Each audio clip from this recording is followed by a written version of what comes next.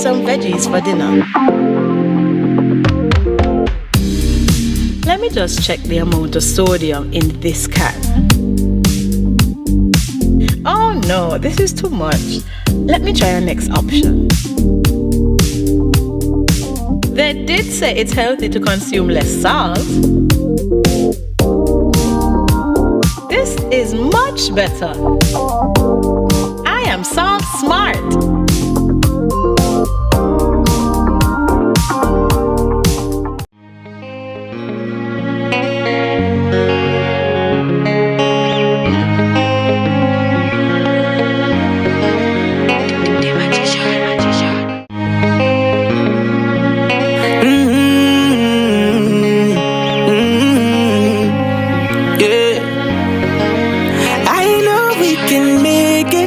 It's only just a phase. Once we're vaccinated, and everybody gon' be safe. Everybody gon' be safe. One kind, yeah. One people. We are roll up to roll up, yeah. Cause no man's alone. Do what's right, alright. Cause I love you, brother, my sister. And we're in this together, my sister, my brother. I don't wanna lose you. I love you too much. I think it's better for us, yeah, yeah. It's better for us, yeah. I don't wanna lose you. I love you too much, yeah, yeah. It's better for us. Tell your mommy to let it roll out. Bless up, Dejo here, and I'm doing my part in the fight against COVID-19 by following all safety protocols and, most importantly, rolling up my sleeve for the vaccine. So I'm encouraging you to do the same, because that's our best shot of protecting ourselves, our family, and our friends. So don't wait, vaccinate. Let's roll up to roll out.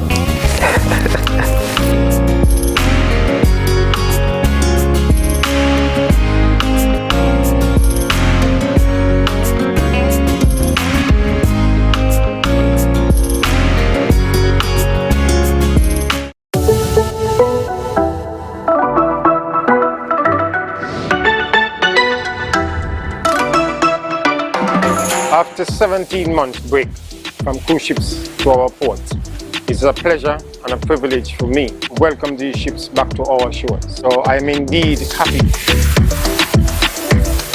Working in tourism allowed me to provide for myself and my family.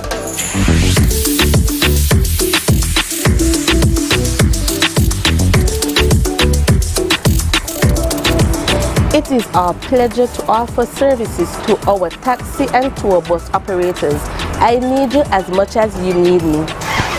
I am happy to be working again as I've done in the past to provide for my family in cruise tourism. Cruise is back. We have to do our part. Together we are cool.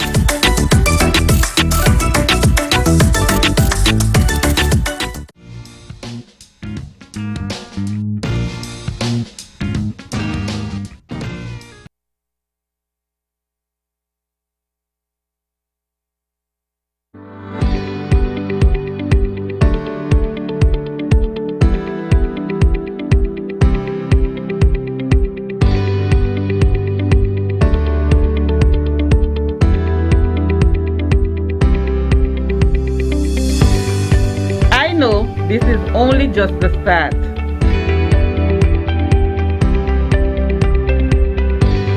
I know, better is coming. We are ready. I am ready too. We are Cruise.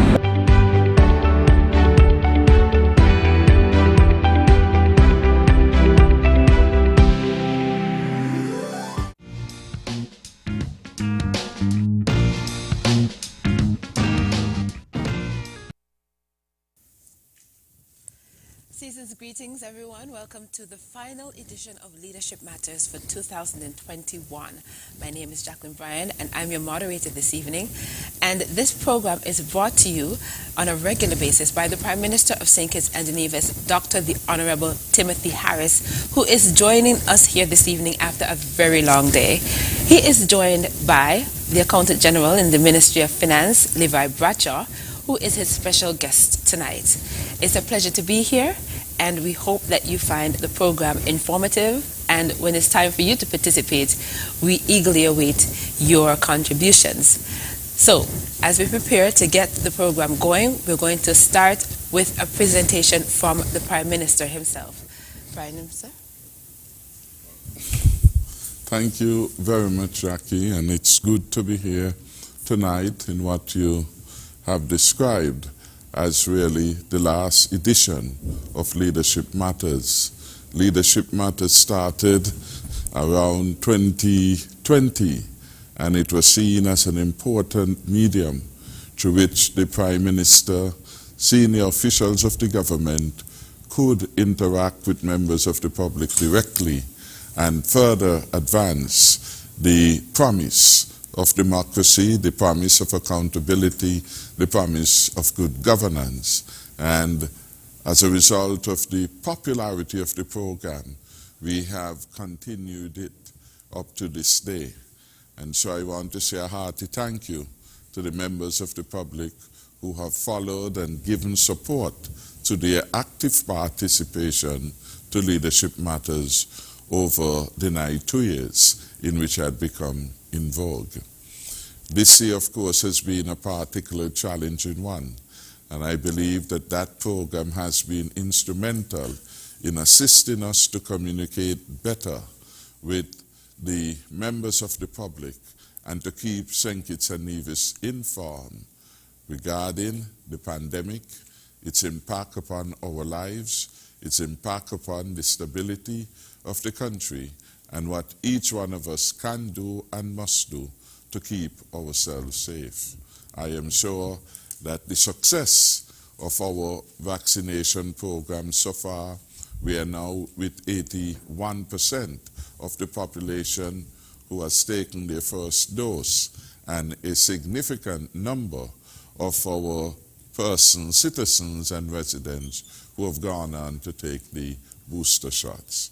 So we feel a sense of satisfaction. I myself am heartened by the reviews we get each week whenever the program is had. We have had some across the respective social media platforms, thousands of persons participating in the program. And I want to commend them and thank them for being so enthusiastic about Leadership Matters and about developments within the country. This program for me has been very helpful because it has given me, as the Prime Minister, a better understanding of how certain policy measures that we would have taken as a team unity government, how those would have been impacting upon the lives of our ordinary citizens and residents. It has certainly given us much food for thought regarding the articulation and formulation of policies and certainly their implementation.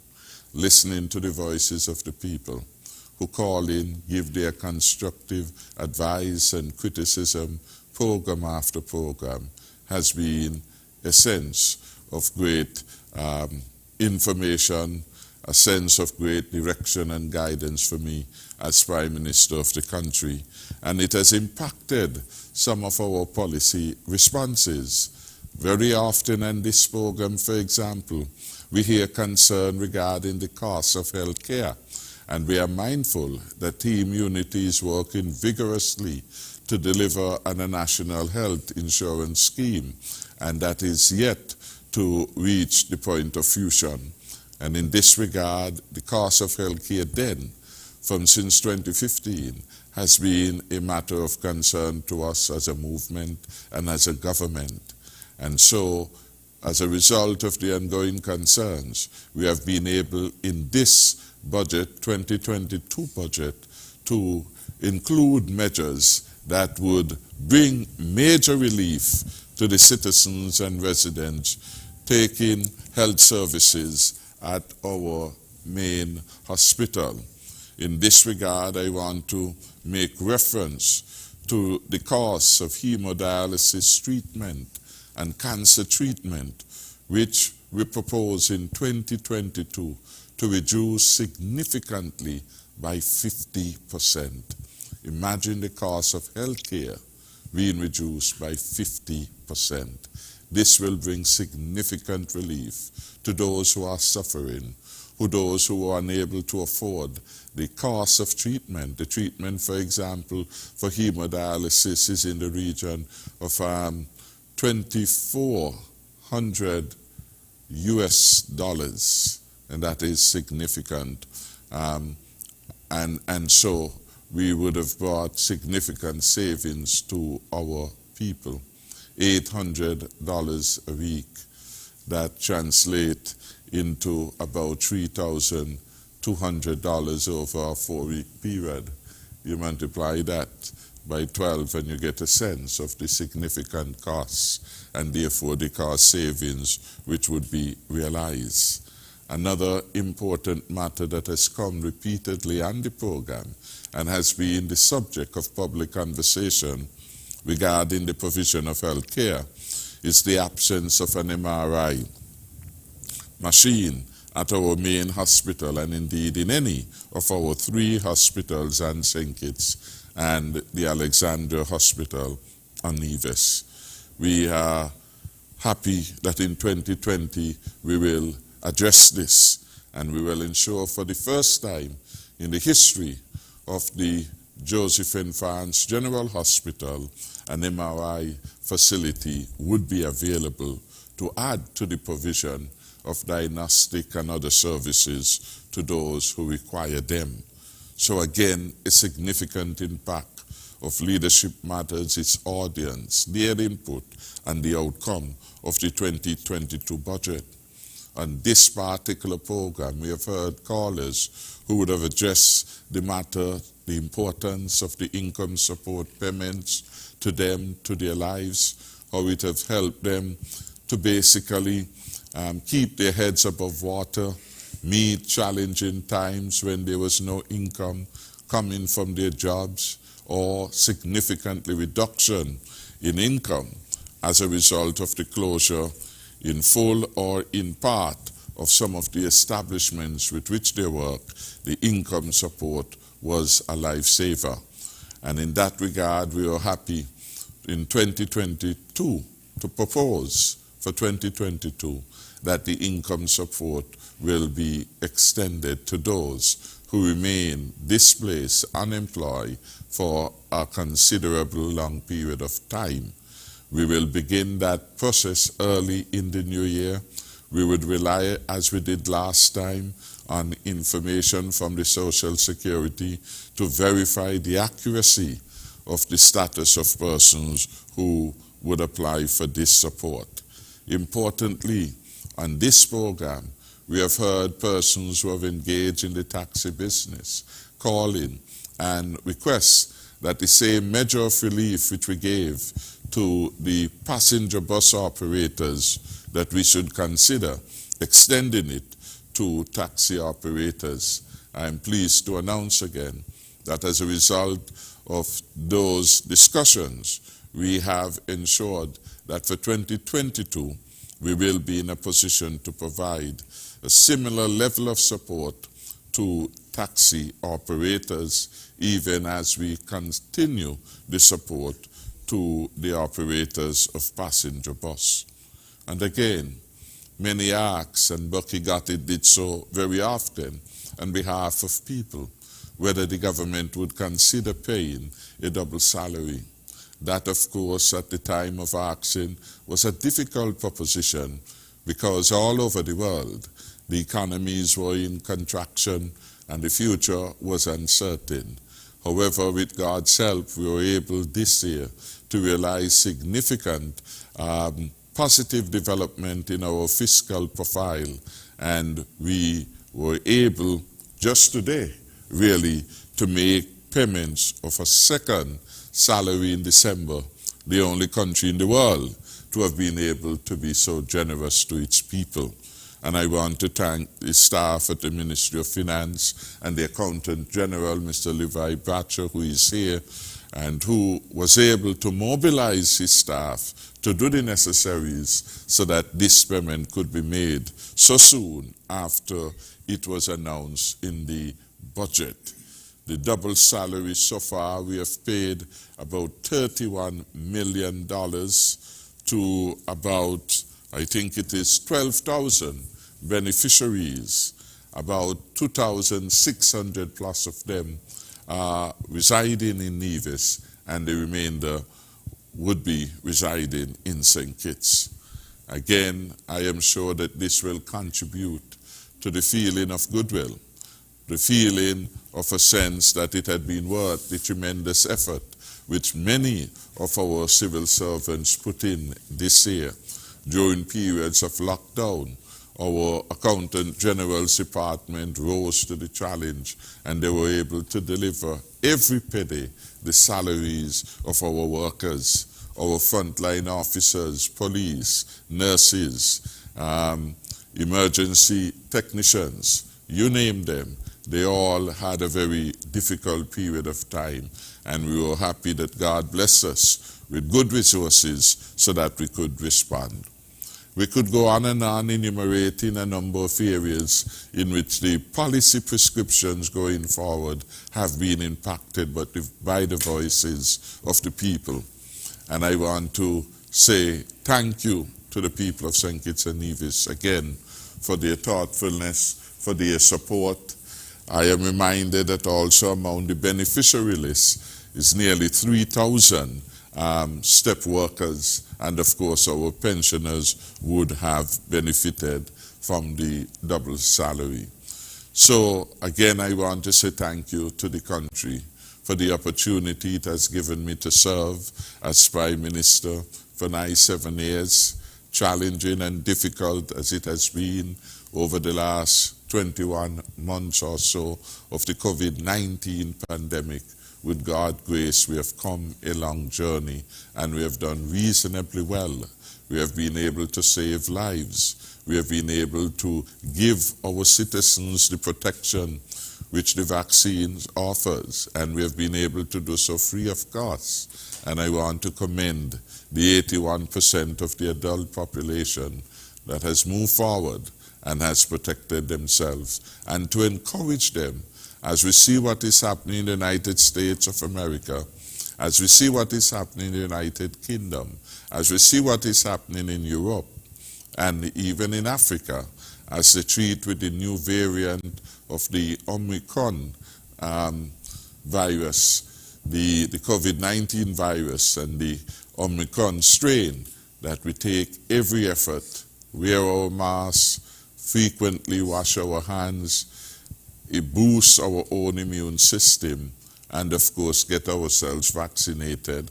And if we are fully vaccinated and 6 months or so would have passed, we can get the booster shot. And especially if we are contemplating travel to any part of the world where the virus is again going rampant. And we see that in the United States of America. We see Canada, some parts of it almost on lockdown. And so very stringent measures are being introduced as countries brace themselves to what they expect to be a very terrible winter with the variant going wild. Again, I want to appeal to all of us. The government can protect you so much, but you have a personal responsibility to ensure that you take the necessary steps now to protect yourself. In that note, I want again to say thank you to all the public servants who have given me strongest support over the past 21 months. Of course, I must thank my cabinet colleagues for the outstanding support which has allowed the government to deliver so much. Over the last week, for example, apart from the delivery of the double salary or the announcement, we have been able to have the opening of the now S.W. Tapley Seaton facility at the courthouse, our main courthouse. We have been able to have today the opening of the Sandy Point National Security and Judicial Complex. a facility costing us $6.2 million of construction, and which will house 4 entities: our police station in Sandy Point, our fire and rescue services, our customs and excise, and our magistrate court. And so today was a wonderful experience of what can happen when people come together in the national interest. We always deliver more when we work together. On that note of togetherness and delivery, I want to thank our Accountant General for being on this program. He is no stranger, having been here several times before to discuss a wide range of matters, including the matter to do with the regularization of the step workers, including matters related to the budget process, and he's at the heart of it. Indeed, in the appropriation bill debate, I made specific reference to the fact that once we had passed the appropriation bill and it had received the assent of the Governor General, the follow-through work in large measure would depend upon the efficiency of the Department of the Accountant General. And with the bill now passed, basically, there is no let or hindrance to him proceeding to execute the requirements of law as it relates to the passage or processing of payments to those to whom they are due. So I want again to welcome you, Mr. Bradshaw, to thank you to take the opportunity to share with members of the public regarding your role going forward and to assist in answering any questions regarding the budget process itself and the budget outcomes. Thank you again for being here, and again a hearty thank you to all those who are logged onto this particular program. And of course, we look forward to hearing from you again. Thank you so much, Mr. Prime Minister. We're now going to hear from Mr. Leroy Bradshaw, the Accountant General in the Ministry of Finance. Mr. Bradshaw. Thank you very much, Honorable Prime Minister, Madam Moderator, Ms. Jacqueline Bryan. A pleasant good evening to the viewing and listening audience. Mr. Prime Minister, I'm truly grateful for the invitation once again to participate in this forum at this time as we approach the end of financial year 2021 and the beginning of another financial year 2022. This forum therefore provides an opportunity for the citizens and residents of our beloved St. Kitts and Nevis to participate fully in the budget process.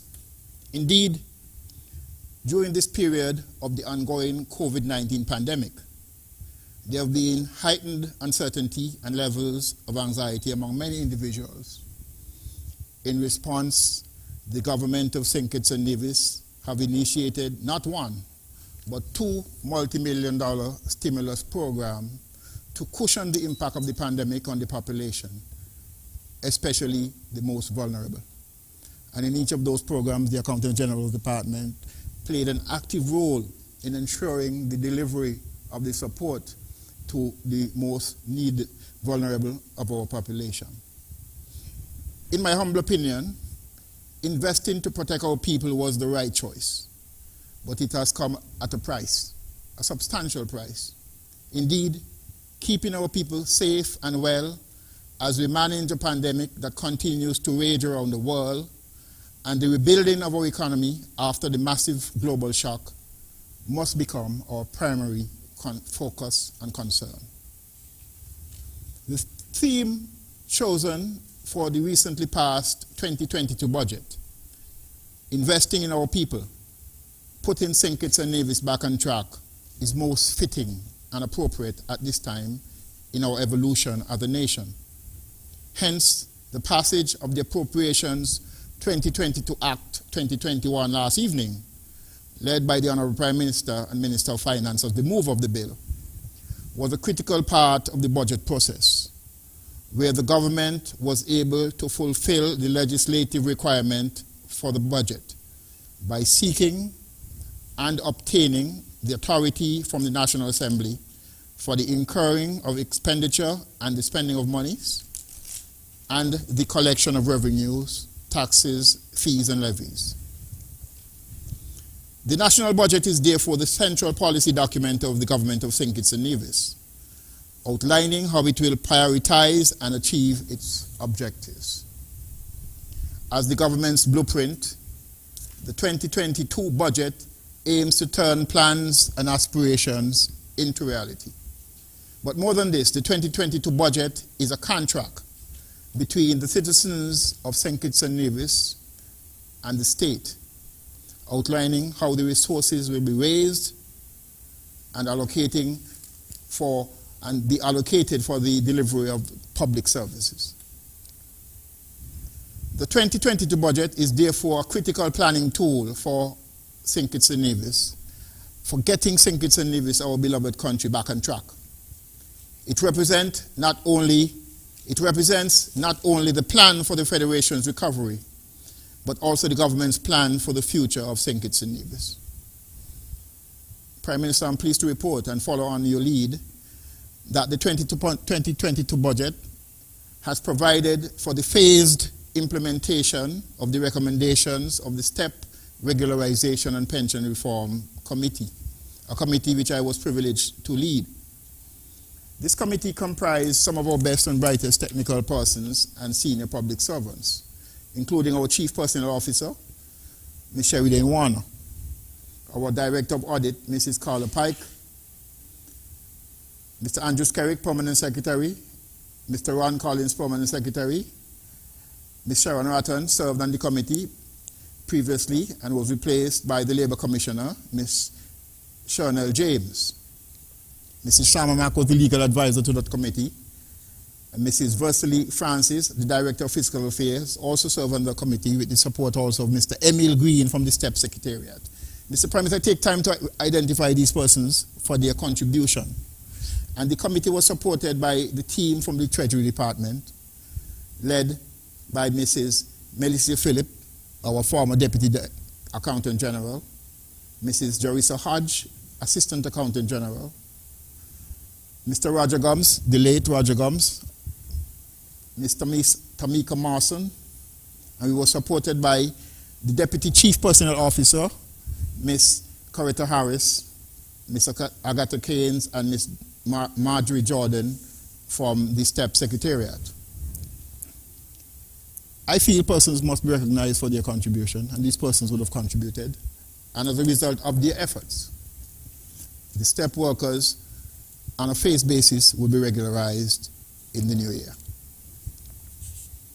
The budget also provides substantial resources for the implementation of a comprehensive public sector investment program, which is geared towards stimulating the economy and promoting economic growth through a number of capital projects totaling well over $180 million. The Accountant General Department, Ministry of Finance, continue to provide active support in the delivery and execution of its statutory responsibilities as outlined in the Finance Administration Act in order to strengthen and promote transparency and accountability in public financial management. I must publicly express thanks to the entire staff of the Accountant General's Department for their continued commitment and dedication to the delivery of quality public service to all of our stakeholders, including the citizens and residents of our beloved country. In my over 14 years as the Accountant General, they have performed above and beyond my own expectation. And this was proven just recently, as the Prime Minister has indicated, having received notice for the payment of a double salary. The staff of the Treasury was able to deliver. And today, just a matter of a few days after the announcement, well over 11,000 persons employed by the government of St. Kitts and Nevis, the Nevis Island Administration, and the STEP program would have received their extra payment. Mr. Prime Minister, I thank you for this opportunity and avail myself to answer any questions that may be asked. Thank you so much, Mr. Bradshaw, and we appreciate your presentation. We are now going to move into the section where we hear from you, our callers. We're going to take a short break, but allow me to share the numbers with you so that you can start dialing. I know that sometimes it's very difficult to get in, and I want you to have every opportunity to do so. So the numbers to call if you would like to get into the program are 466-2666. That's 466-2666. 662-8674, that's 662-8674, 767-4765, that's 767-4765, and the international line is 1-239-645-4500, that's 1-239-645-4500. If you want to send a WhatsApp message, you may do so using one of two numbers. You can send it to 661-5683, that's 661-5683, or 660-7168, that's 660-7168. And the numbers to call in are listed at the bottom of the television screen or your computer screen or phone screen for your convenience. So we're going to take a short break, and when we come back, we're going to hear from you.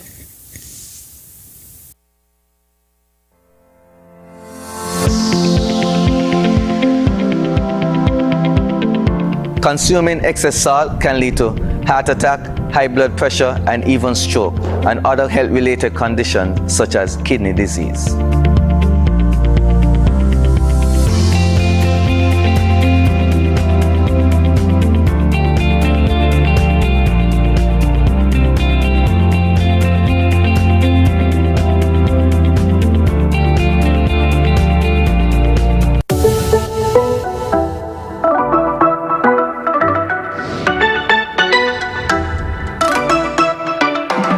After 17 months break from cruise ships to our port, it's a pleasure and a privilege for me to welcome these ships back to our shores. So I am indeed happy.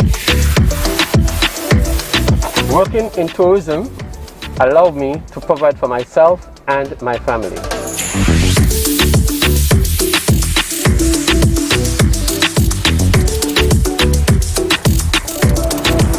It is our pleasure to offer services to our taxi and tour bus operators. I need you as much as you need me. I am happy to be working again as I've done in the past to provide for my family in cruise tourism. Cruise is back. We have to do a part. Together we are Cruise.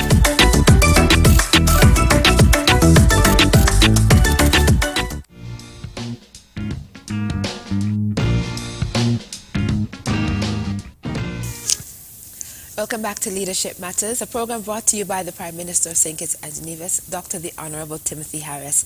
His special guest this evening is the Accountant General in the Ministry of Finance, Levi Bradshaw. My name is Jacqueline Bryan, and I'm your moderator this evening. We are talking about the national budget and how it is a tool for building back St. Kitts and Nevis better and stronger. At this point in the program, we're going straight to the phone lines so we can hear from you. We'll take our first call. Welcome to Leadership Matters. You're live. Good night. Hi, good evening. I want to say good night to the Honorable Prime Minister. Welcome back to Leadership Matters, and Merry Christmas when it comes, and a Happy New Year. And the same to you, Ms. Bryan. Thank you for hosting this program. Now let's go straight into the budget. Mr. Prime Minister, the budget. From listening to it and watching it, I see all of the ministers are very happy, which means that you continue to show true leadership at the head of the table. I see all of the ministers laid out, and they're very grateful for what has been a lot assigned to them in their ministry. So I can see next year, or for the next 3 years, I can see continued growth and progress in this country. Permit me to acknowledge the achievement of the Minister Grant under your leadership of the Prime Minister in tourism, which means that the country is bouncing back. Ayatollah sing that song, we are bouncing back. And it definitely shows that you, Dr. Honorable Timothy Harris, 38 years in Parliament, continue to show. I asked you a long time ago, and I'm going to ask you again, what are your greatest achievements but I'm going to move it a bit different. What are your greatest achievements this year? Because I see you drop another O in Timo. The people are so happy. You're like a Santa to them because the country was under some pressure. And here you come with another O, double salary. Everybody is happy. People are shopping. My phone went crazy. People said, "Bucky, thank the Prime Minister for me because I can now pay my bill." You understand? So which means that you have come to for the people once more. Mr. Butcher, thank you very much for being on the committee. The step workers are doing wonderful. I know you have some more work to do, and I'm continuing to sit and wait for more to come from you, Mr. Butcher. Jackie, have a good night, and I'll see you in the near future. This is Bucky Got It, and Bucky House Got It. Over and out.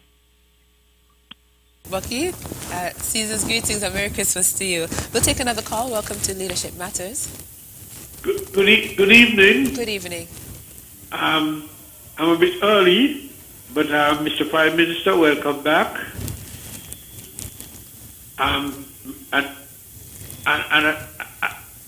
I said early, Merry Christmas when it comes to Ms. Bryant, to the Honorable Prime Minister, and to Mr. Batcher. I hope that Santa Claus brings you everything that you so desire, because the budget surely has been a Santa Claus to many people in St. Kitts and Nevis. Are you hearing me okay?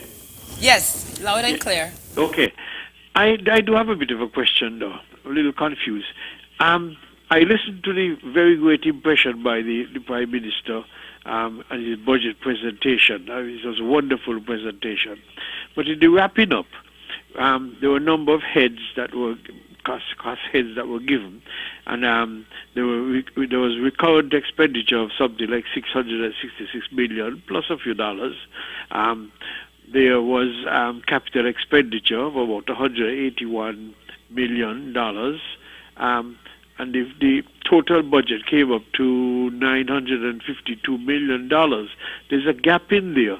And I would like to know what was the heading for that difference of about $105 million between those two and the total expenditure. Obviously, I missed out on some heading that is there's obviously a third heading which comes up to the total. So I would like Mr. Prime Minister to explain, what that gap might be, so that I can have a better understanding of the expenditure for the new year. And I said before, we are pleased. Yes, it's a lot of money. That total frightens me, but I have confidence in the Prime Minister that if he's got that budget, he will be able to achieve the $4 million profit that surplus that he mentioned in his budget. But I'd really like to know what is that difference? What's the title given to that cost between the recurrent expenditure, the capital expenditure, and the total cost of the expenditure for the government of St. Kitts and Nevis? Thank you. Thank you so much for your contribution to the program. We'll take another call. Welcome to Leadership Matters. You're live. Good evening, Ms. Bryan. Thank you for the time you've been serving the Prime Minister on this show, what the Prime Minister kept. Now, Mr. Prime Minister, I want to continue to ask the Lord to bless you for the good things you have done for the country over the 6 years you've been there as the Prime Minister of St. Kitts and Nevis. Many will talk and a lot will understand, but you are better than the rest of them. And Mr. Bratcher, I want to thank you for assisting the Prime Minister with all the good work you do to help the poor class, the rich class, and the undivided people in St. Kitts. God bless you all. You all have a very nice Christmas with a prosperous New Year, and I'm looking forward to see you all next year while the Lord spare our life. God bless you. God bless you. And thank you so much. And Merry Christmas to you as well. We'll take another call. Welcome to Leadership Matters. Good evening. Good night. Can you hear me? Yes, ma'am. Okay, thank the Lord for my spare life. My best Prime Minister, thank God for you. I am so glad you can come that I can congratulate you for a job well done for the past up till now. None like you will never be. Don't mind if they abuse you. They know the good you was coming with.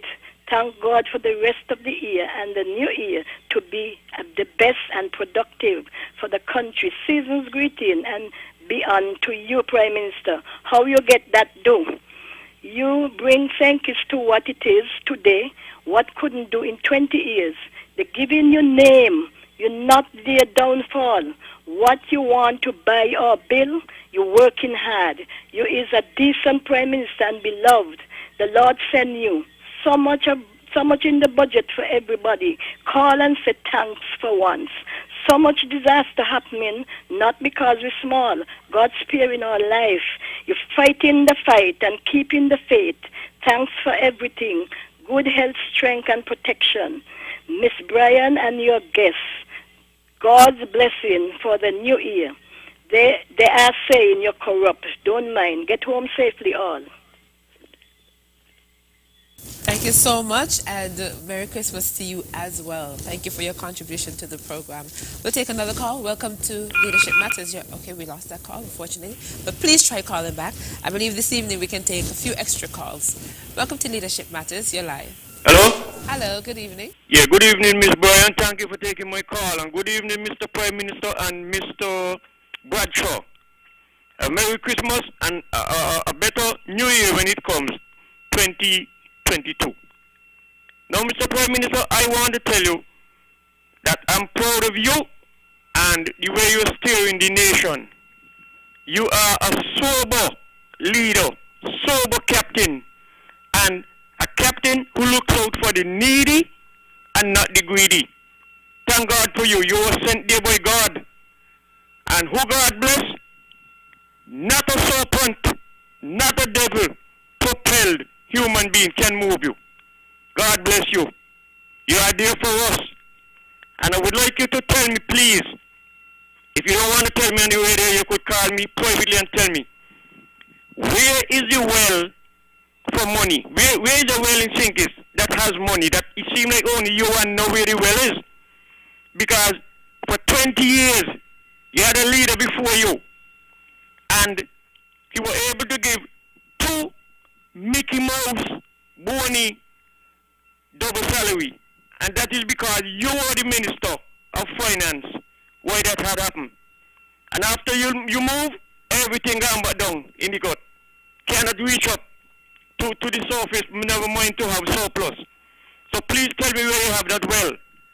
And if you were a selfish leader, as some of those on the criticism factory, every day they say that you are a corrupt man, you are a selfish man, but their aim is to mash up your integrity, but it cannot be done because the world see that you are not what I refer to as a two-foot cash pan.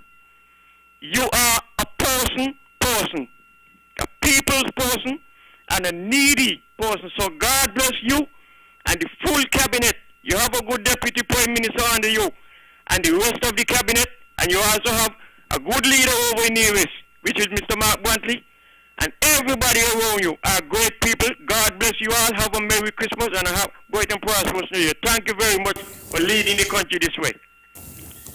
And thank you so much for your contribution to the program. We'll take another call. Welcome to Leadership Matters. Hi, good night. Hi, good night. Hi, you're live. We can hear you clearly. Okay. This good night to everybody on the panel. Mr. Prime Minister, good night. I have a serious problem been happening for the past 3 years over the Wild Sinkis Golf Club. Right? The workers them haven't been getting paid on time. Right? The past 3 years it's been happening. And it's still been happening. This Christmas they haven't get any paid from the government the last paycheck, and it was due on the 10th of December, and they still haven't been paid. They still haven't been paid, and this is Christmas. They miss out on the VAT day, but gone Friday and Saturday. They miss out on the VAT day, and Friday is another payday again, and it's Christmas Eve, and the workers them still haven't get paid. And we want to know why is this happening for the past 3 years, and nobody have done anything about it, and how could we fix this problem? Because it's hurting people, it's hurting the workers. You know, they're very depressed. They demoralize everything. They're very unhappy about the situation, and I think something needs to be done. And I'm hoping the Prime Minister will try to fix this problem and try to get the workers them paid on time and try to get them paid for this Christmas, because Friday is Christmas Eve, and the guys need the money so they could go out and shop for their family and their loved ones. Because they got children to feed, they got all kind of things to do for the Christmas, and they haven't received any money at all. So I would like the Prime Minister to look into the situation and fix this problem for us at the YSN Golf Club. Thank you. Thank you so much for your contribution. We've made a note of your concern. So thank you for calling. We're going to take another call. Welcome to Leadership Matters. You're live. Good night. Hi, good evening. Yeah, good evening to the Prime Minister and his guests and you, Ms. Bryan. Yeah. For me, what I really concern most about, yes, it's a good budget, but I was looking forward to hear about the auxiliary workers, because, you know, from since under the former Prime Minister, auxiliary workers were promised to be made like civil servants, which we were able enough to get at the end of our working term, be able to get a pension and a social, and that was promised from since 2009, and nothing happened. I mean, you campaign on it, we convince everybody that, you know, if you work for the community, this is what's going to happen, and it did not happen. And I've seen workers now who vote for that end up and reach 62 and have to get sent home because they make 62 and not a pension with it, just a pure social security, and it's, you know, really hurt them because they went out and decided, listen, well, we were promised by the former Prime Minister, and we used to vote Labour, we're going to change to make things better for us, and it didn't happen, and it really hurts, you know. So I really like if the Prime Minister could say something about it, just share some comfort, and also let us know what the committee is doing, because the committee seems to be sleeping, because for now I hear a committee in place, but this committee seems that they're only looking out for somebody who up there and not the people who are down there. Please, I believe the committee want change, or if not, the cabinet need to do something about it, because, I mean, it's not fair at all to us. Thanks very much, and enjoy your night. Thank you so much for your contribution. Made a note of your concerns, so thank you for sharing that. We'll take another call. Welcome to Leadership Matters. You're live. Good night, the Prime Minister, the Honorable Dr. Timothy Harris. Prime Minister, I take this opportunity to wish you a Merry, Merry Christmas and a Happy New Year. And this is coming all the way from St. Thomas, U.S. Virgin Island, where we love you so dearly. I cannot speak for some, but I can speak for myself. I appreciate what you are doing and what you have done and what you're going to continue to do. Prime Minister, I just need you to stay in good health, and I'm asking God to shower you with his blessings, send angels to encamp around you, for who God bless, no man curse. Also, let me take this opportunity, as I on the air, to say hello to Miss Bryan. Miss Bryan, please give my love to your dad and your mom. This is Pat. I want to wish you all a Merry Christmas and a Happy New Year. To the next guest on the show, a happy Merry Christmas and a Happy New Year to your family. Also, let me take this opportunity to wish the task force who put such a wonderful job together, the coronavirus. I want to say a pleasant good night to Mr. Samuel, Dr. Lord, Dr. Cameron, Mr. Williams, the entire task force. You could not have done it better. And I know God had you all back. What an awesome team you all was. I like to say a Merry Christmas and a Happy New Year to the first Prime Minister of St. Kitts, the Honorable Dr. Kennedy Simmons, who I took my PAM leader on, where I follow from PAM headquarters right down to Newtown to round the land. I want to say a pleasant good night to Dr. Kennedy Simmons. Thank you for what you have done for me. And to Michael Oliver Powell, the first PAM group that I follow from a teenager right up to where I am right now. I like to take this opportunity while there to wish all the policemen and policewomen who took the time out, the defense force who took the time out to make sure that everything was in place in St. Kitts. You know, had a little one or two bad apples, but we cannot knock them down. They did an awesome job. I would like to say Merry Christmas to them and their family, and I would thank God for them. Let me say a pleasant good night and a Merry Christmas to all the nurses and their families, the doctors, all who stood up to make sure that St. Kitts was safe with this virus. I thank those nurses who leave their family undone, who had short staff, who had laid their gears down, who didn't lay their gears down to take care of sick people. I thank you all. I thank you all so much. To all the Okay, I think we lost that caller. She was in the process of thanking pretty much everyone. Thank you so much for that contribution. I think you made them all feel special. I will definitely pass your regards on to my parents, and I hope you are doing well and enjoy the holiday season. We'll take another call. Welcome to Leadership Matters. You're live.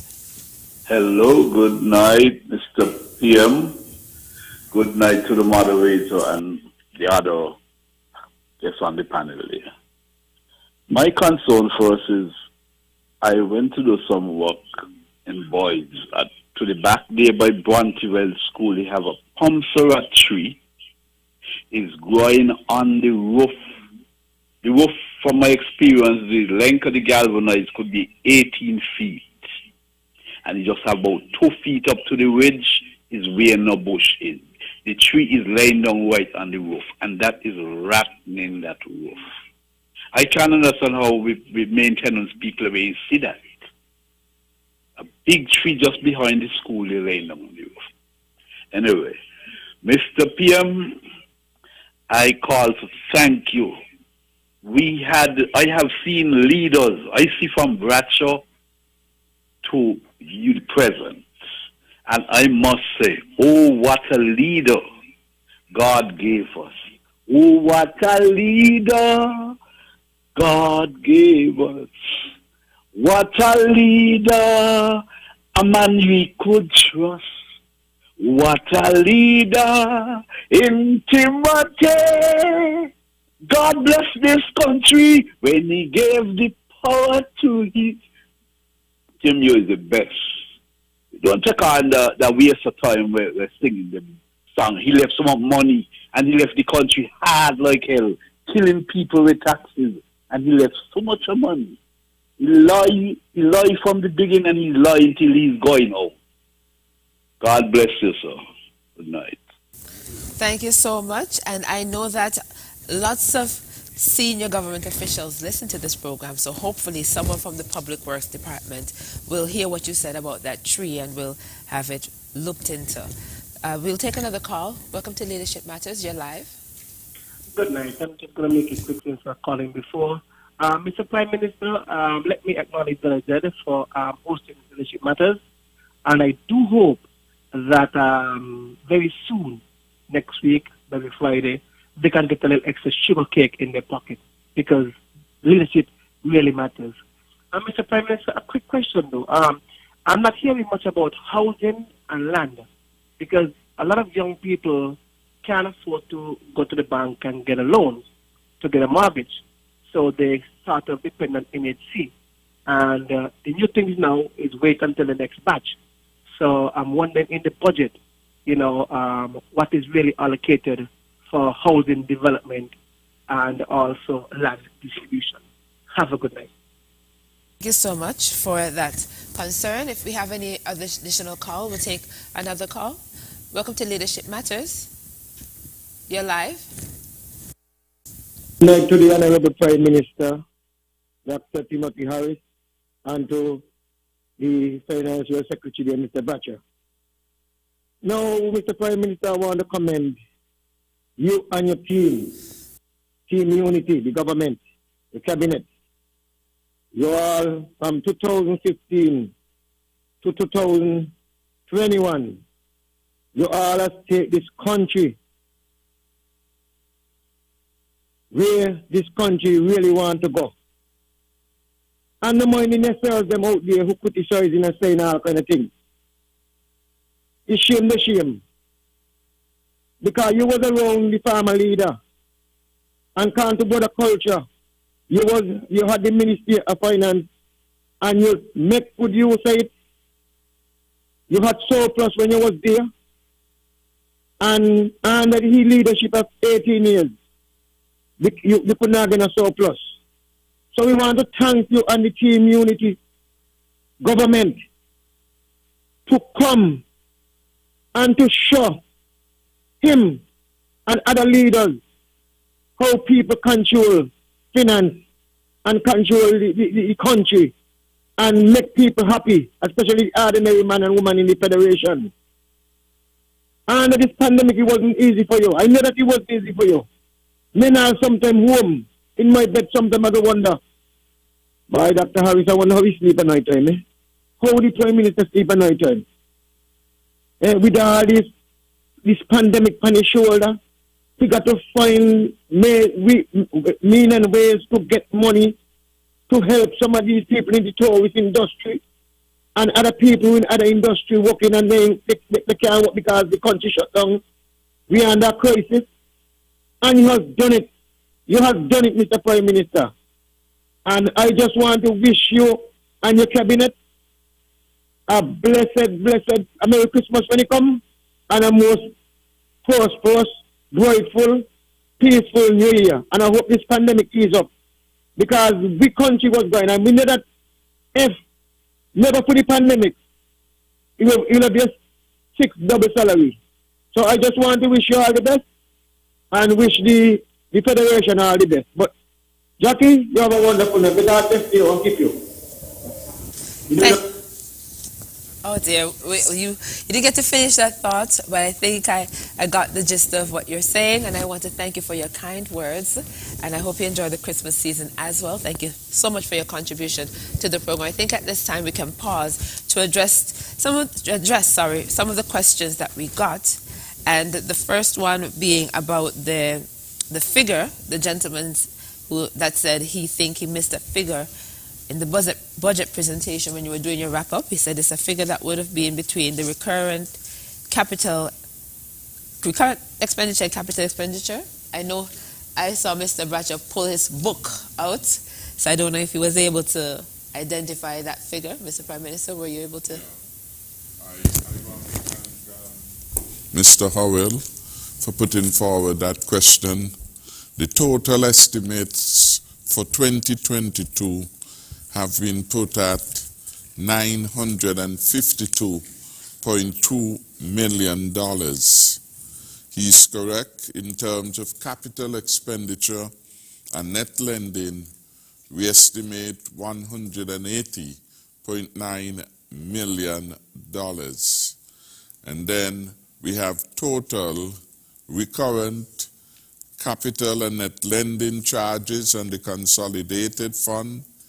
That is $847.9 million. And the missing figure, which he spoke to, of 104.3, is really not a missing figure in actuality. It is described as the total provided by law, which means that those expenditures would fall automatically against the consolidated fund and need not necessarily be voted on in the same way other expenditures are. What are some of these expenditures? These are largely expenditures attributed to constitutional appointments, etc. So the Governor General, his salary, that falls automatically as a charge against the Consolidated Fund, and it is included in the Appropriation Act, 157,219. The Director of Audit has a special position, and her salary is provided in the Appropriation Act, 99,470. Proportionate expenses of the Eastern Caribbean Supreme Court, $1.4 million. Again, that is set out in the Appropriation Act. The Director of Public Prosecutions and the Electoral Office, their expenditures total just about $1 million, and those are included in the Appropriation Act. Service commissions, $35,500.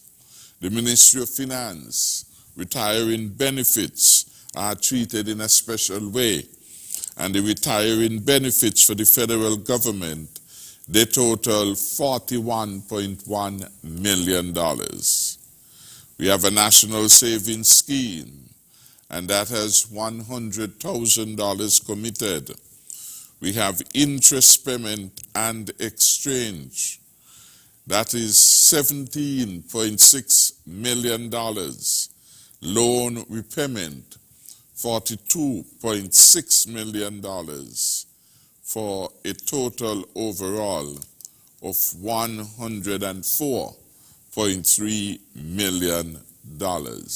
So that is the item that will relate to the $666.9 million of recurrent expenditure, 180 in capital expenditure, for a total of 847.8.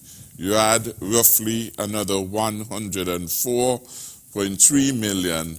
That will bring us back, Mr. Howell, to $952 million. Again, some items of expenditure do not require to be voted on. Nonetheless, they are expended to be met out of the consolidated fund, and they are given a special carve-out, if you will, in terms of how they are positioned in the context of the appropriation bill. So that will tally back to $952 million of expenditure to be undertaken in 2022. All goes well. I want to thank you for your keen interest in following and being able to make reference to that particular matter. Any comment on the situation at the Royal St. Kitts Golf Club? Well, the situation of the Royal St. Kitts Golf Club is one that I will have to investigate. That is not a matter that is part directly of the operations of the government. That matter lies with the Frigate Bay Development Corporation, and yes, it is a subject under the Ministry of Tourism, and part of an arrangement with the Frigate Bay Corporation had with the Marriott as it relates to those who are playing golf, the golf workers, and the workers being assigned in the management of the golf club. That arrangement, by and large, did not work out profitably. And as a result, for some time now, because the corporation and the entities involved have been unable to make the payments, the government has been assisting in this regard. For the payments to be made, however, it means just like within a corporation, a payroll has to be prepared, presented, and vetted. Those processes has to be undertaken, and they have to be submitted by the corporation to the Ministry of Finance for processing.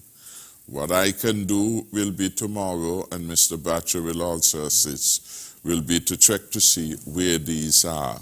So unless the corporation does what needs to be done, there can be no processing at the Ministry of Finance. The Ministry of Finance is largely a third party assisting in a very difficult situation which exists, and it is something that the Cabinet will have to bring a more long-term solution at. So that is the reality that is happening there. We regret any inconvenience, and certainly as soon as payments or requests for payments would reach the Ministry of Finance, they are promptly addressed to the best of my knowledge. And so we will check to see what may have occasioned this delay.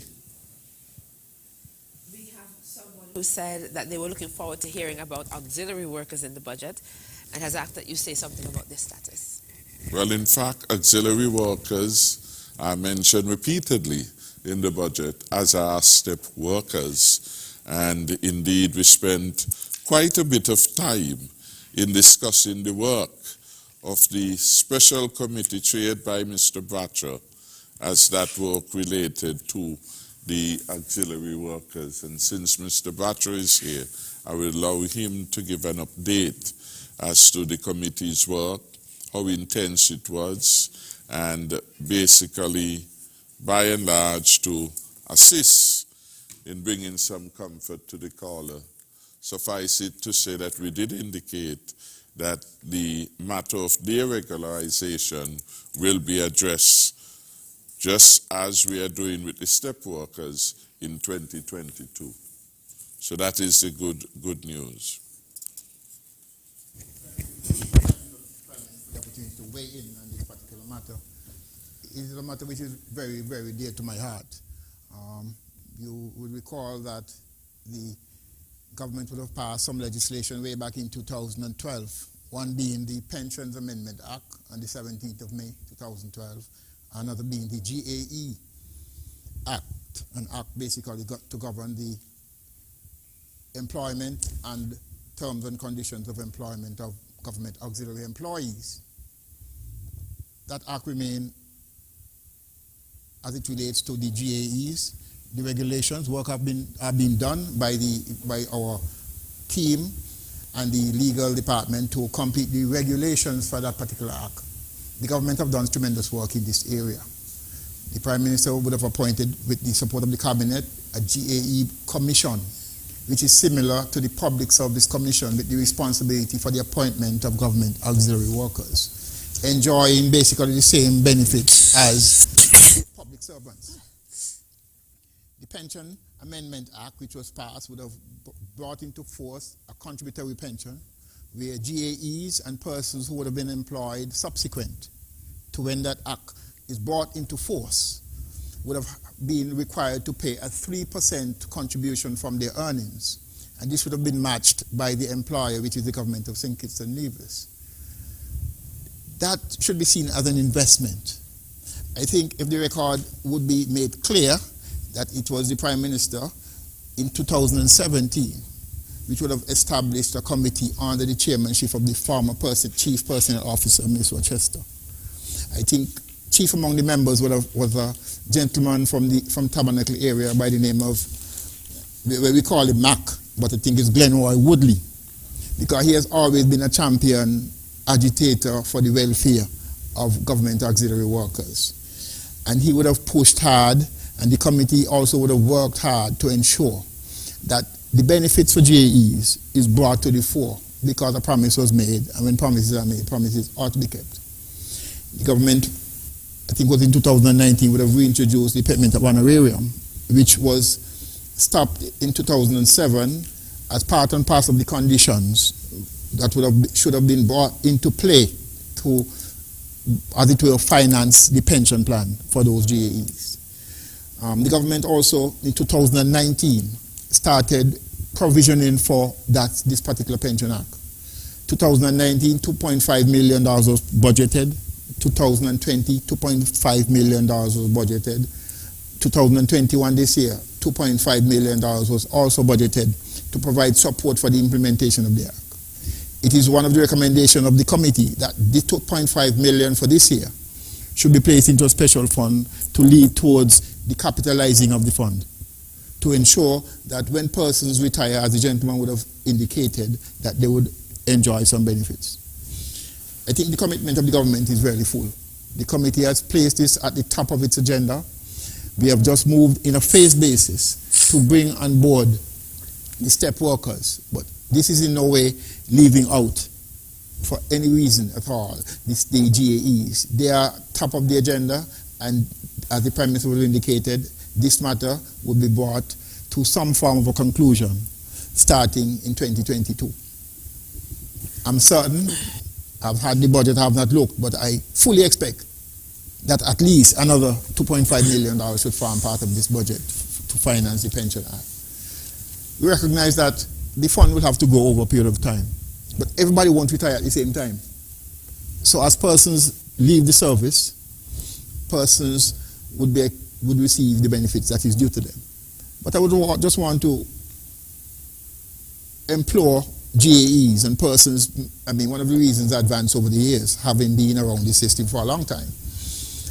Suppose the government moves to implement the deduction, people will be going home with less. That ought not to be an argument, because what the GAEs will be doing and their current wages, whatever the wages at this particular point is, they are making an investment in their own future. And this investment of 3% of your earnings is being matched by your employer. So after a period of service, you are entitled to receive your contribution plus the employer's portion of the contribution on your behalf and any interest that would have been accrued as a result of investment. So I would urge that serious consideration be given to really bring this matter to a conclusion as soon as possible. I know that there is will on the part of the Minister of Finance and Prime Minister, because he has been the one who is championing this cause. As I indicated way back in 2017, he brought this to the fore, and we have been working diligently to bring this to a conclusion.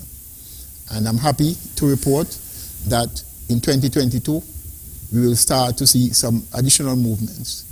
The GAE Commission is in place, and there's absolutely no reason why, in my view, and the view of the committee, that GAEs cannot start receiving a letter of employment, a letter of appointment, because the legislation provides for that. And the legislation provides that GAEs and persons employed after the bringing into force of this particular act, persons will be able now to retire at age 62, for example, from the public service. And these are very clearly outlined in the legislation. I would urge all GAEs to visit the government website, the law revision website, to look at the legislations. They are there. You can download them as it relates to the GAE Act, as it relates to the Pensions Amendment Act, to familiarize yourself.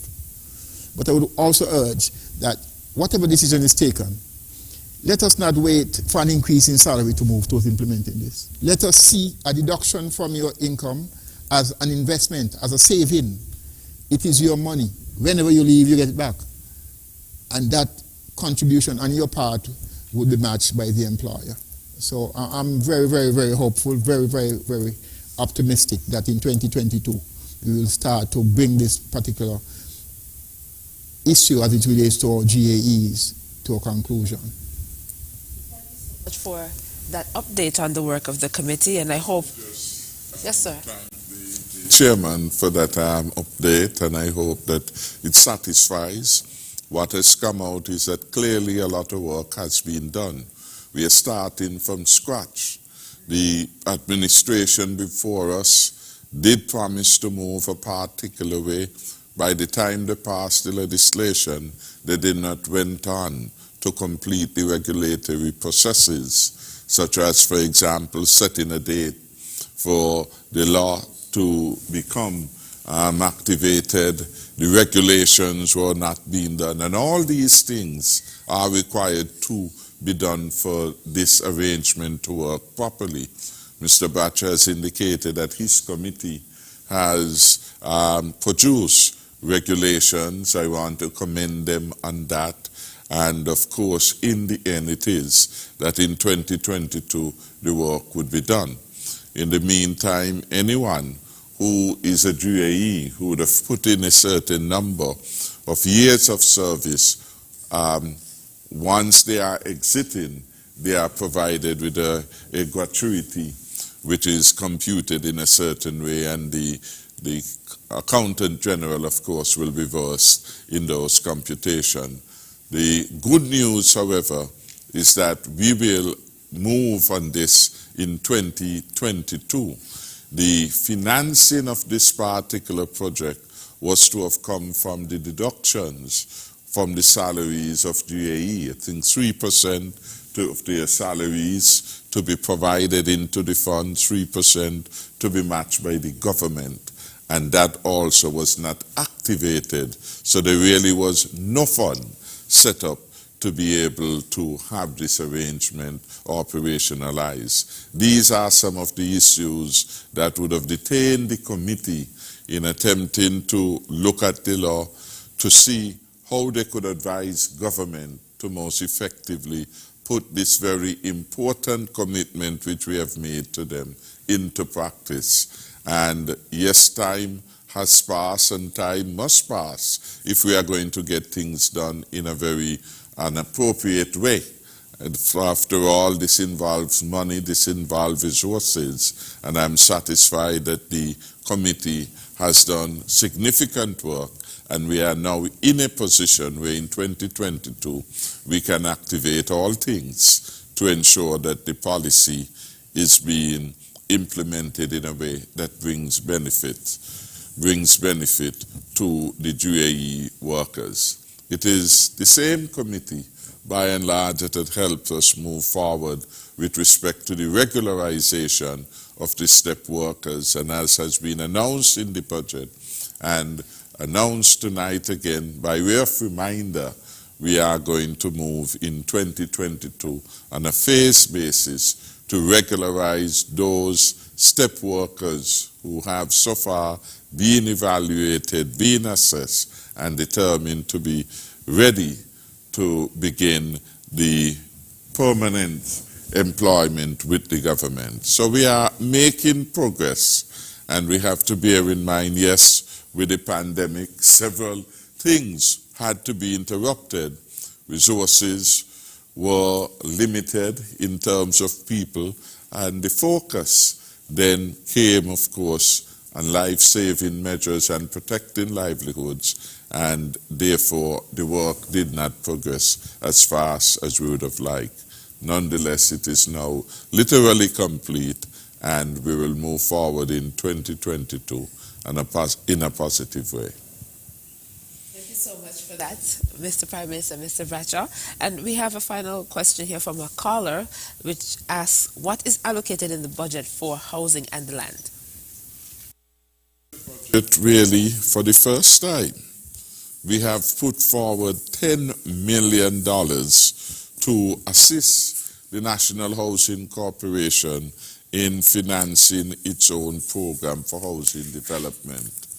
Before now, the resources for the NHC would have come from its own collections of receivables and substantially from loans, from Social Security and from other agencies. The government this year, well, in the budget for 2022, which we have passed just a few days ago, we have committed at least $10 million will be made available on a grant basis. That is, we will be donating, giving it to the NHC for it to get up to speed with the delivery of housing solutions to our people. I want to say beyond the NHC, there are several other private sector projects which are going to come on stream in 2022, which will provide a range of housing solutions to our citizens and residents. Recently, we have had one of the credit unions which had the groundbreaking ceremony, and they are going to be building out in 2022 their own housing initiative. We recently had in Brighton's community the launch of the Liamiga Housing Project. That is also a significant project that will deliver over its life at least 180 houses, targeting largely persons at the middle income level. So persons will have options. In addition, in order to facilitate persons' ability to receive affordable mortgages, the government has continued the first-time homeowners mortgage program, where we give exemptions from duties and building materials, thereby reducing the costs of housing for our people. All these measures continue intact in 2022, and we give whatever support is necessary to other interested parties, particularly our own local people who want to make a name for themselves in delivering quality homes. The government will provide an incentive package. So the NHC, yes, will continue to do what it has been doing over the last 25 years, building homes, affordable homes for our people. But there are persons who want choices beyond the NHC program of housing, and we are seeing coming to the fore a number of private sector individuals, our own sons and daughters, patriots and entrepreneurs who are making an investment in this program, and we want to encourage them in the build-out of housing developments. Response to that. We're going to take a break now, and when we come back, we're going to go straight to our WhatsApp messages before we wrap up this evening's program. But if you have not sent your WhatsApp message as yet, you can still do so during the break. You can send it to 661-5683. That's 661-5683, or 660-7168. That's 660-7168.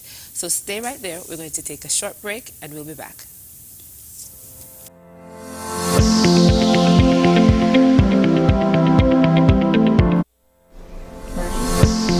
Consuming foods like bananas, potatoes, and dried peas and beans, such as lentils and kidney beans, contains potassium, which helps to reduce salt in the body.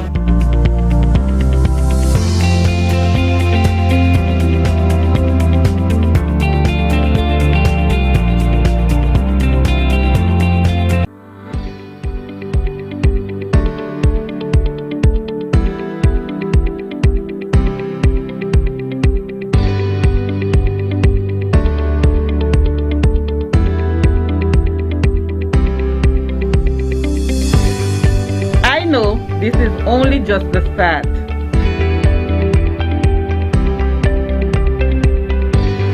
I know better is coming. We are ready. I am ready too. We are Coos.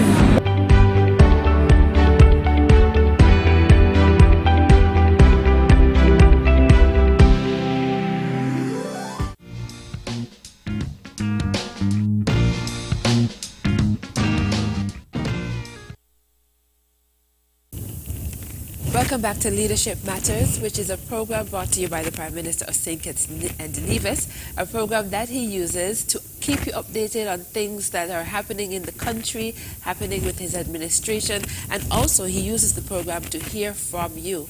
And that is where we are at right now. We were taking calls previously, and now we will go to the WhatsApp messages because we try to offer you options so you can participate in different ways and you choose the one that is most suitable. So if you've not sent in your WhatsApp question as yet, you can try. I don't know if we'll have time to get to it, but we'll take the ones that we have so far. And the first one reads, "Good night, Mr. Prime Minister. Congratulations. You keep up the good work. I would like to let you know that I had a problem at the port where things were missing out of my barrel 2 weeks ago." So I don't know if you'd like to address that now, Mr. Prime Minister. We had a of this concern, and remember at the last edition before this one, we did indicate, and there was a request that we should bring the Controller of Customs on to update as to what new measures of control have been put in place to minimize these occurrences. I have spoken to him on this matter. He'll be ready to come in the new year. I am satisfied that there has been a significant reduction in the number of complaints that we have had regarding this matter. I am aware that the customs officers now would wear body cameras, which will allow for important review and audit of their work.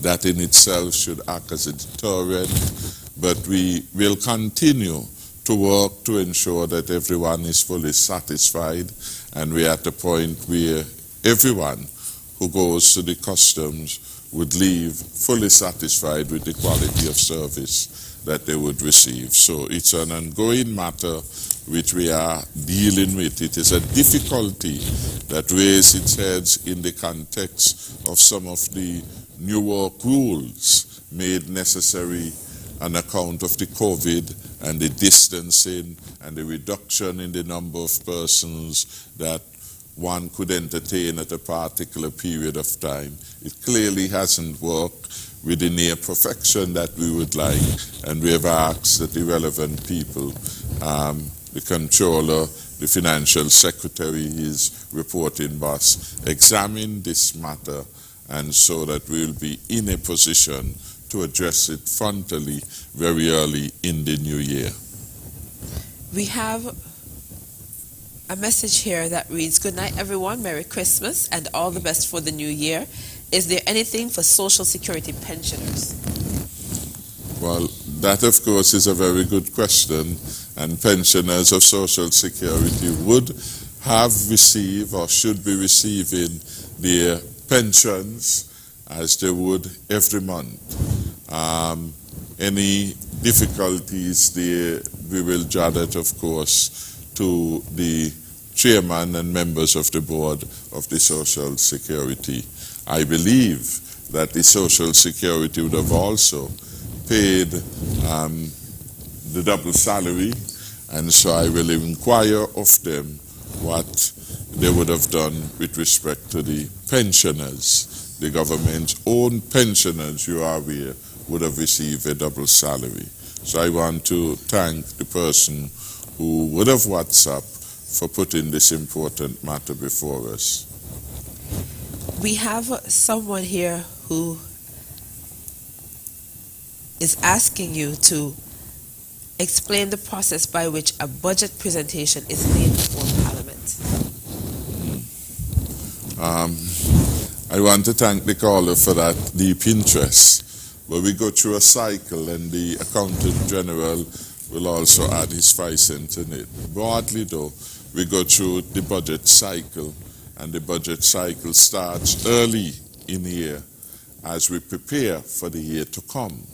And largely what happens, ministries, departments within them are asked to look at the future, the immediate future, the medium term. What do you expect to do? What will that future look like, and what level of resources would be required? And that goes from them. You should go to their PSs, to their ministers, sign off as the general wish and expectation of the ministry, and those would then be sent to the Ministry of Finance. They have discussions ultimately around the last quarter of the year.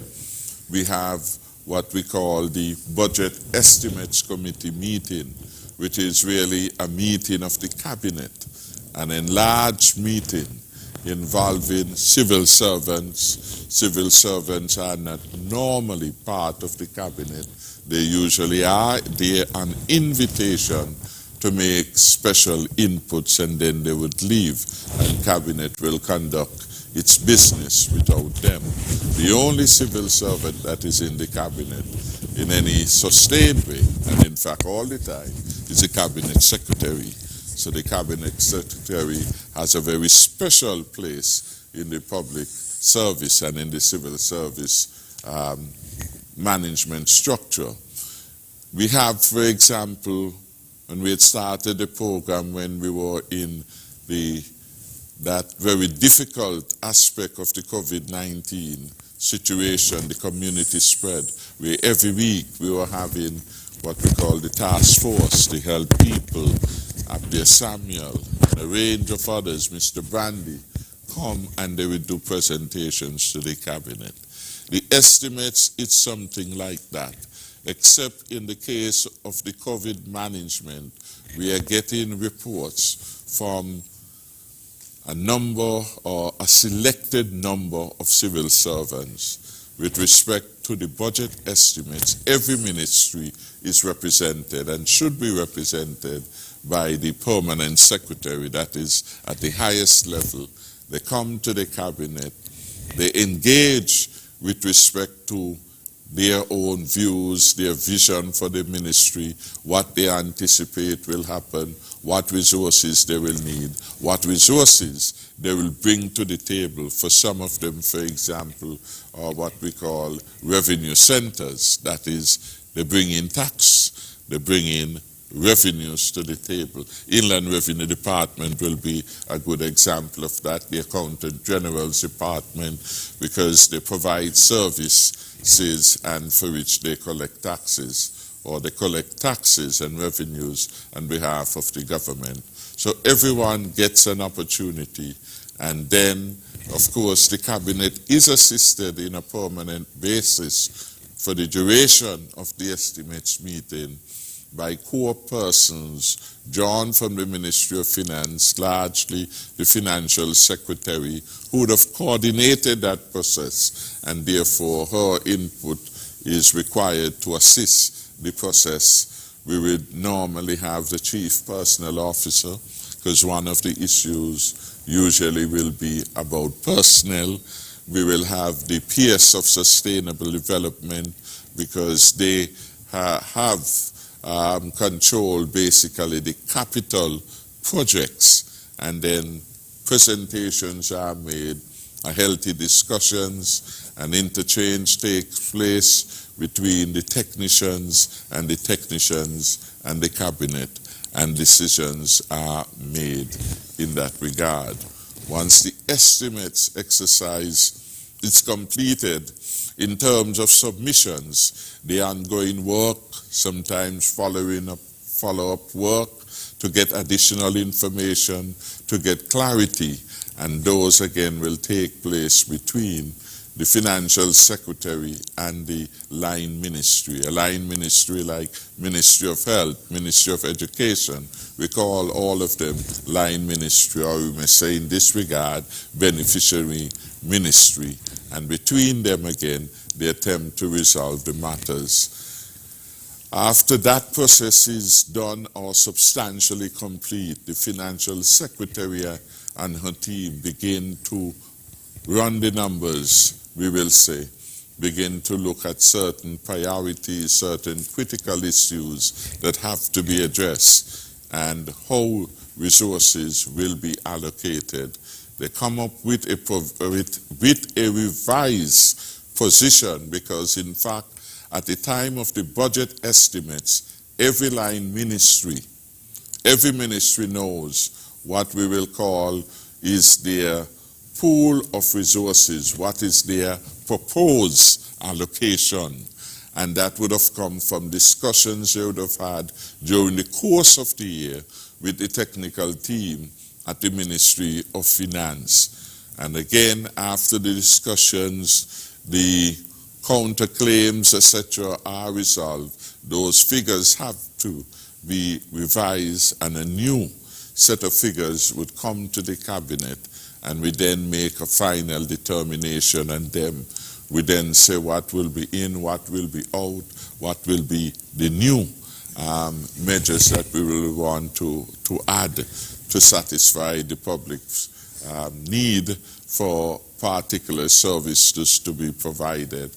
And ultimately, that proposal, if you will, comes to the Parliament. We have the laying of the estimates. The estimates are largely provisional ones that would have gone through that process, robust process of negotiation, pass the cabinet test, comes to the Parliament for acceptance. The estimates are required by law to be submitted within 60 days of the beginning of the financial year, that is by end of February. However, each year we have come way in advance of it, so we have come in December, way in advance of the start of the financial year. And so the estimates are laid and passed, and then we get into the appropriation bill, which provides the legal authority. The appropriation bill by law must be dealt with, I think, within 120 days of the new year, so by April. And so that largely gives a bird's eye view, a short summary of what takes place within the year in relation to the budget cycle. Of course, there are a lot of technical work, a lot of studies on which persons will rely to advance the case as to resources allocation. And then once the budget is passed, then there are warrants which are provided and which gives the authority to the Accountant General to release funds from the budget. So, Batch, I don't know if you want to add anything to that. In budget management, I think the Prime Minister would have done excellently. But a part and parcel of the process, that if it go in as a bill and upon passage and gotten the approval of the majority of the members of Parliament, it leaves as an approved act. And but the Prime Minister correctly said that it's a cycle, because we are at the end of this cycle, but we are about to start another cycle, because it also has now what we call the implementation. And as part of the implementation, you start to spend against that budget, but as you spend, you also have to start to plan for the 2023 budget. And at the end of the exercise, you have to prepare what we call the public accounts. That is the responsibility of the Accountant General's Department, to prepare the accounts. And those accounts, having been prepared, should be submitted to the Director of Audit by the 30th of June each year. It is our responsibility now to audit the accounts. And as the Prime Minister indicated in his report, that the auditor in the last several years has started to include an opinion in the accounts, in her report. And grateful because of the work and the diligence of the staff, we have been receiving what we call a clean report and so forth. So it's a continuous process, it's a cycle. And over the last few sessions I've been here, part of my job was to address the cycle. And we are at just this point in the cycle where the budget was laid and has been passed. And with the necessary approvals, we can spend come the 4th of January 2023. But it appears as though there's always some sort of work going There's work on going on, regarding the ongoing budget, work, because all year round. Because you have implementation. You have to implement this budget, make sure there's execution, there's monitoring to ensure that persons are doing what they ought to do, and so forth. And sometimes, for example, in the capital program, we have an extensive program. But, there are instances when a project is in the budget, ministries fight very hard to get their projects in, but it's passed and the work starts in terms of implementing and bringing the full benefit of a project to the benefit of the citizens of the country. So really, when the budget presentation comes around, it is just one part, albeit an important part, of a very long and involved process. Which basically over a 12-month period.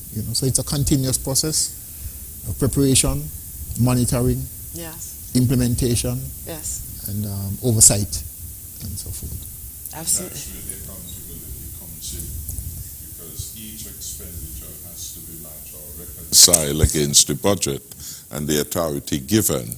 There are times in the course of the year where you may be over budget, and then you need special warrants being advanced to ensure that some authority is provided for those over allocations when they occur. And the success of the budget really is to ensure between the budget and the actual figures there's not wide variances and that things accord very well. In the perfect world, they should be perfectly in sync. In the real world, it will not happen. On some items, you will not have the expenditure that you would have proposed for a number of reasons. For example, you may have a capital project, but because of rain or some other act of nature or even man-made calamity, you are unable to start or even to take that project in a particular direction. And that then would end up with a variance between what was projected and what was utilized. And in the new year then, you have to factor in those projects which have to be continued because they would not have been completed. And that in fact explains some of the variability between allocations. So in this last budget we had a conversation about why certain things were getting less. Well, if the projects are running smoothly, then you would need less resources to execute and to complete them. So if we planned $100 to do a project and we are halfway, then we only need 50 more to have it realized. And so the allocations would reflect the stage of completion of the particular project and therefore what additional resources would be required for its completion. And these things really speaks to the credibility of the budget. You know, you must prepare a budget that is realistic with clearly achievable goals. So it doesn't really make sense that, you know, you just pass the budget, but come January, there's some request for something that wasn't even on the table of discussion, unless it's some catastrophe or some disaster. I mean, budget must be planned and implemented, you know what I mean? So we don't want the variance to be wide, right. You know, because it speaks to the credibility. In other words, you budget $5, but you end up spending 20. Or you budget 20 and you only spend 1. The credibility of the budget, the expenditure and the revenue must be consistent and within a sensible range. And the government is assessed, because the assessment that is done, we do what we call PFA assessment, public expenditure financial assessments, looking at our public financial management systems to see how credible the government is and so forth. And the fact now that we have what we call clean accounts, and they are public documents and so forth, you can see it because we can defend the numbers. We don't have nothing to hide. You know, it's not a mystery. It's the resources of the people. You have used the people's resources and you must be able to explain how it has been executed and used and so forth. So it's part and parcel of transparency in government. And then we have the audit functions, which adds to the determination of the credibility and whether good governance is being had in the country, because the auditor comes in, she operates independent of the executive. And that is why, for example, when we read out those expenses for which need not be, they are provided by law automatically, really, so they need not be voted on. The Director of Audit was one such post, including the Governor General. So you can't deny the Governor General his pay. It flows automatically against the public purse. All of the things we have to go and vote on. And that allows certain, that degree of independence of the audit function to be executed. She has access to all books by any ministry, by the Accountant General. She evaluates them. She can ask for any information. And that information cannot reasonably be withheld from her. In fact, if you attempt to withhold it, it could be a negative could be deduced from that, so it is not helpful. And apart from the audit report, really may consider the recommendations are what help us to strengthen the government and therefore to be able to be better at managing the financial resources of the country. So we have the external, if you will. Our Director of Audit, in my view, is equivalent to an external auditor coming in, looking at the books of TDC or a private company.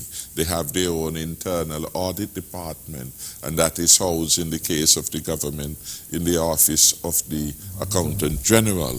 So they will go do their work. The independent auditor can come in, and she came in on several occasions and conducted her own reviews. Just quickly, before we go back to our last WhatsApp message, you spoke about variants, Mr. Bradshaw, that you wouldn't want too many of those, but I'm certain that they still come and they still exist. So what kind of impact would it have on the budget and budgetary allocations when something happens and additional spending needs to be done? Well, I mean, there are mechanisms again to bring those things into proper legislative guidelines in terms of advance warrant. So if there's something that was not planned but had to be financed, then there's a warrant. And by way of supplementary appropriation warrants, those things can be provided. But, I mean, we have all benefited from a double salary today. But when we plan the budget in 2020, is it that there's a pool of money always it was not budgeted. We did not No. budget for a 13th month yes. salary. But the government would have, in its deliberate judgment, made that decision. So most of the expenditure heads for wages and salaries would have no doubt be exceeded in some ministries. Some departments may have from vacant posts and will be able to absorb the additional. The part and parcel of an exercise such as a double salary. Because you did not budget for 13 months, you only budget for 12. Then that would result in over expenditure in some areas. But again, the law provides that you can issue supplementary appropriation warrants to bring those things into the legislation and in compliance with the law. Well, that was quite informative. Thank you both so much for that. I appreciate the question that led to that discussion. And finally, from the WhatsApp message, we have someone asking for a timeline. I know you both kept making reference to 2022, but this person is asking what time in 2022 will STEP start regularizing workers, and will STEP workers be covered by government insurance policy? The government insurance policy. I would say those are good questions, and the answer is that we intend to have these effected early in the first quarter to be clear between January and end of March, and we are hoping for the earlier timing with respect to that. There are certain preparation which will have to be done, certain reordering, and of course those will be done in a timely manner to ensure that this is done as quickly as possible. The second issue of pensions, I think that would follow. Health insurance, that will follow automatically as part of the benefit. And so what we would be doing will be to give the STEP workers job security, permanence now. You can take that letter and you use it in your applications for your US visa. You can take that letter and you can now go to a financial institution, courts or anybody, lend in and say, I am a permanent worker of the government, this is my pay, and I'm using this as some, to assist the success of my application for lending. So you'll be an enhanced status. And then you will also be able, like every other employee of the government, get insurance, and the insurance coverage is very significant. General health, dental services, etc., etc. So it will be a tremendous game changer in terms of this regularization for the STEP workers, and similarly, it will be for the GAE employees. Did you want to comment on the caller who spoke about the Bontewell School and the tree that was laid on the roof? Well, I have taken notes, and certainly I will have to pass this on to the Ministry of Education and Public Works for them to collaborate in bringing remedy to this. And I think this is one of the helpfulness of this program. It brings issues, some of which we are unaware of, to the forefront and allow us the opportunity to bring the solution to the problem that may exist. And for me, this is quite helpful because we see where there are lapses either in policy or in implementation. We see areas still which require attention, and we are able to deliver to the people of St. Kitts and Nevis. Thank you so much for that, Mr. Prime Minister. And with that, we are at the end of our program this evening. We were so happy to have been here and engaged with you. And we're going to ask Mr. Bradshaw, Accountant General in the Ministry of Finance, to start us off with closing remarks. Mr. Bradshaw? Thank you again, Ms. Bryan, for this opportunity, and Prime Minister. I just want to express, and commend the work and leadership of our Financial Secretary, Mrs. Hazel, and her team at the Ministry of Finance. They have been at the forefront of this budgetary process. They have led the way, and as a result of their work and their efforts, we are here being able to dialogue and approve budget for 2022. Similarly, I want to thank all those other stakeholders, permanent secretaries, heads of departments, finance officers who were part of the budgetary process in their various ministries. Thank them for their contributions. I want to wish my own staff at the Treasury Department all the very best for the Christmas season.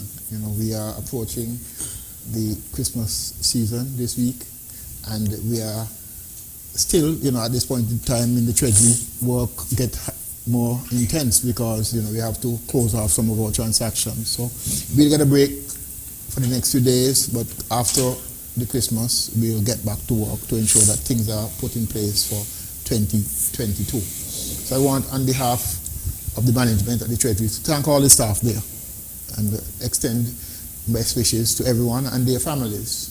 We recall the memory. I always like to recall the memory of my dear colleague, Mr. Roger Gums. He would have been the lead in our work as it relates to the preparation of the double salary.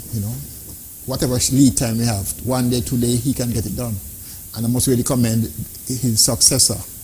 Haven't been appointed yet, but Deborah Zakers, who is our senior payroll officer, she has taken up the mantle and have led, and they were able to work over the weekend, Saturday and Sunday, to deliver.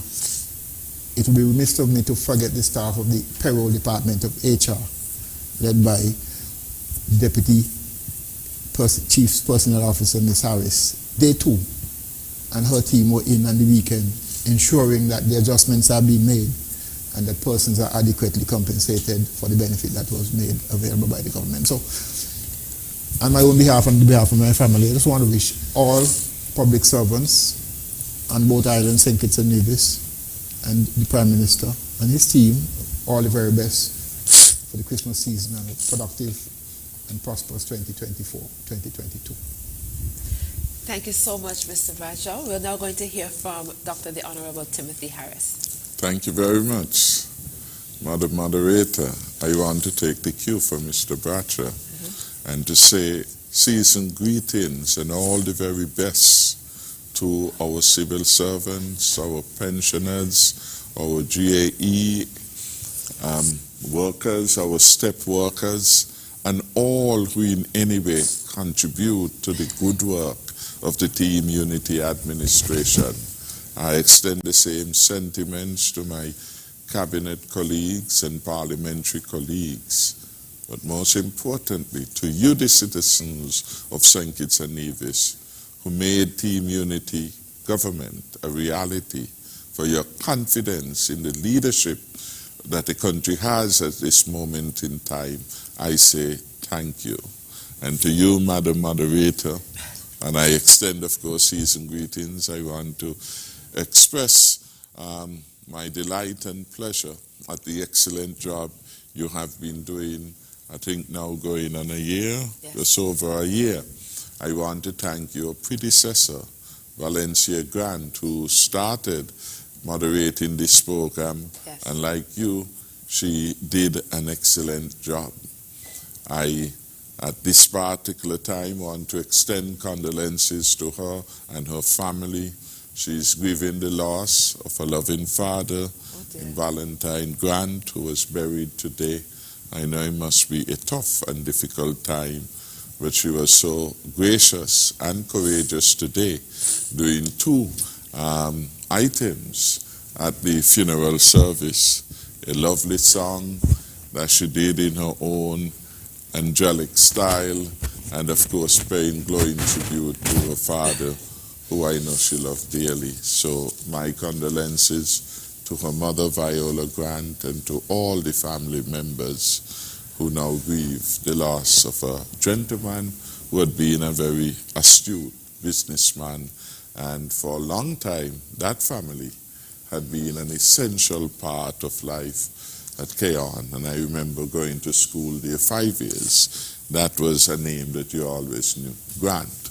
And even if you had to take the bus, the gas, and so on and so on. So again, this is a time of merriment and peace and goodwill.